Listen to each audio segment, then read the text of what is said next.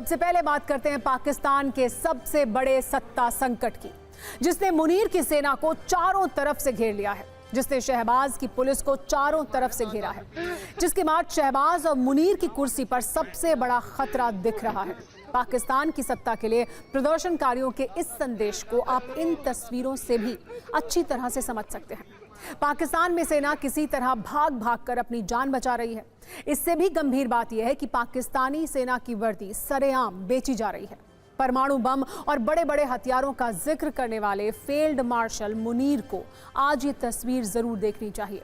पाकिस्तान के सैनिकों के लिए प्रदर्शनकारियों ने सेल लगा दी। पाकिस्तान के अवैध कब्जे वाले कश्मीर में एक ही आवाज उठ रही है, अब नहीं चलेगी मुनीर आर्मी की गुंडागर्दी। जो तस्वीरें पिछले कुछ दिनों से पीओके से आ रही हैं, उसमें पाकिस्तान की सेना और पुलिस के अत्याचार के प्रमाण हैं। लेकिन अब ये अत्याचार भारी पड़ रहा है। अब वहां की आवाम न सिर्फ सड़क पर उतर चुकी है, बल्कि सेना और पुलिस के जवानों को सबक सिखा रही है। उनके साथ वही किया जा रहा है जो वो अब तक पीओके की जनता के साथ करते आ रहे थे। कई जिलों में, कई गलियों में पाकिस्तानी सेना की वर्दी 10-10 हजार रुपए में बेची जा रही है। किसी भी सत्ताधीश के लिए इससे बड़ी चुनौती क्या हो सकती है? किसी भी सेना प्रमुख का इससे बड़ा अपमान क्या हो सकता है? किसी भी सेना के लिए इससे बड़ी शर्मिंदगी क्या हो सकती है कि उसकी वर्दी 10-10 रुपए में बेची जा रही हो? आप इन तस्वीरों को देखिए और समझिए पीओके में आक्रोश की आग अब कैसे ज्वालामुखी का रूप ले चुकी है। इन तस्वीरों को देखकर आपको क्या लग रहा है? पाकिस्तान के अवैध कब्जे वाले कश्मीर में आज की तारीख में पाकिस्तान की सेना की स्थिति क्या हो सकती है? जबकि इस प्रदर्शन के बाद बड़ी संख्या में पुलिस और सेना के जवान यहां भेजे गए थे और अब यहां वर्दी की सेल लगा दी गई है। कुछ इसी तरह हर गली, हर चौराहे पर सेल लगाई गई है। वर्दी की कीमत सिर्फ 10 रुपए रखी गई है। यहाँ पर सवाल यह है कि क्या पाकिस्तान की सेना की वर्दी की कीमत उसकी कंगाली और स्थिति को देखते हुए लगाई गई है? क्या प्रदर्शनकारी पाकिस्तान की सेना की हैसियत बता रहे हैं?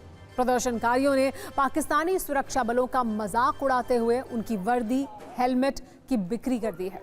सोशल मीडिया पर इसका वीडियो इस वक्त वायरल है। पाकिस्तान के जवानों की हैसियत को इस वीडियो से भी देखिए। प्रदर्शनकारी पीओके में हर फ्रंट पर पाकिस्तान की सेना और पुलिस पर भारी दिख रहे हैं। प्रदर्शनकारियों के डर से जवान भाग रहे हैं, उन्हें दौड़ा दौड़ा कर पीटा जा रहा है। मतलब ये कि पीओके की आवाम के सामने हथियारबंद जवानों की भी बोलती बंद है। यही कहा जा रहा है कि पहले मुनीर की सेना की कुटाई हुई, फिर पीओके में वर्दी की सेल लगाई गई। पीओके का आक्रोश हर दिन बढ़ता जा रहा है। शहबाज और मुनीर को सत्ता से बेदखल करने की मांग हो रही है। सवाल यही है कि क्या शहबाज की सत्ता की आखिरी घड़ी आ गई है? क्या पाकिस्तान से बहुत जल्द सत्ता से जुड़ी ब्रेकिंग न्यूज आने वाली है? क्योंकि प्रदर्शनकारियों ने चारों तरफ से शहबाज मुनीर की सत्ता को घेर लिया है। उनकी सारी शक्तियां आवाम के सामने फेल हैं, सारे हथियार आवाम के सामने फेल हैं। वैसे तो पीओके में पाकिस्तान की सेना और पुलिस के अत्याचार का खूनी इतिहास रहा है। यहाँ सिर्फ सत्ता पर पाकिस्तान का अवैध कब्जा नहीं है, बल्कि लोगों के अधिकारों पर, लोगों की आज़ादी पर, लोगों के संसाधनों पर, उनके विचारों पर अवैध कब्जा है। यही वजह है कि आक्रोश की आग बहुत दिनों से सुलग रही थी। अब इस आग में पूरा पाकिस्तान धुआं धुआं हो चुका है। लोग ये आरोप लगा रहे हैं कि धर्म के नाम पर पाकिस्तान ने कब्जा कर रखा है, पीओके की असेंबली को भी गुलाम बना रखा है। इस पर आईएसआई और पाकिस्तान आर्मी के करीबियों का कब्जा है। पीओके के हालात पर भारत की भी नजर बनी हुई है। भारत ने पाकिस्तान को साफ साफ ये संदेश भी दे दिया है कि वहां क्या हो रहा है, क्यों हो रहा है। भारतीय विदेश मंत्रालय के प्रवक्ता रणधीर जायसवाल ने कहा है कि पीओके में मानवाधिकार का उल्लंघन हो रहा है। पाकिस्तानी सेना बर्बरता कर रही है। पीओके में निर्दोष लोगों पर अत्याचार हो रहा है। पीओके पर पाकिस्तान का अवैध कब्जा है। पीओके में संसाधनों की लूट का नतीजा है जो हालात हैं। याद रखो कि पहाड़ों में हमने पाकिस्तान के कब्जे वाले जम्मू कश्मीर के कई इलाकों में विरोध प्रदर्शनों की रिपोर्टें देखी हैं, जिनमें पाकिस्तानी बलों द्वारा निर्दोष नागरिकों पर किए गए अत्याचार भी शामिल है। हमारा मानना है कि पाकिस्तान के दमनकारी रवैये और इन क्षेत्रों से संसाधनों की संगठित लूट का स्वाभाविक नतीजा है और इन क्षेत्रों पर उसका जबरन और अवैध कब्जा अभी बना हुआ है। पाकिस्तान को अपने भयानक मानवाधिकार उल्लंघनों के लिए जवाबदेह ठहराना जाना चाहिए। पीओके के आक्रोश के बाद अब आप इस पर भारत के रुख को भी जानिए।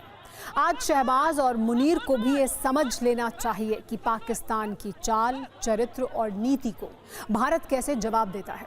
भारत के आर्मी चीफ उपेंद्र द्विवेदी ने कहा है कि ऑपरेशन सिंदूर 2.0 में भारत संयम नहीं बरतेगा। ऐसी कार्रवाई होगी कि पाकिस्तान को सोचना पड़ेगा कि उसे भूगोल में रहना है कि नहीं।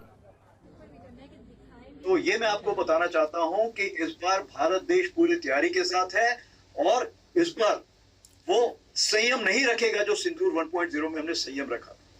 इस बार हम आगे की कार्रवाई करेंगे और कुछ ऐसी कार्रवाई करेंगे कि हो सकता है पाकिस्तान को सोचना पड़े कि उसे इतिहास में भूगोल में रहना है कि नहीं रहना। अगर उसे भूगोल में अपनी जगह बनानी है तो उसके लिए उसे जो स्टेट स्पॉन्सर टेररिज्म जिसको हम बोलते हैं, यानी कि उसका देश जो टेररिज्म को स्पॉन्सर कर रहा है उसे रोकना पड़ेगा। तो आप अपनी पूरी तैयारी करके रखिए और अगर परवरदिगार चाहेंगे, भगवान चाहेंगे, वाहिगुरु चाहेंगे तो बहुत जल्दी ही आपको मौका मिलेगा। उसके लिए ऑल द बेस्ट। जय हिंद।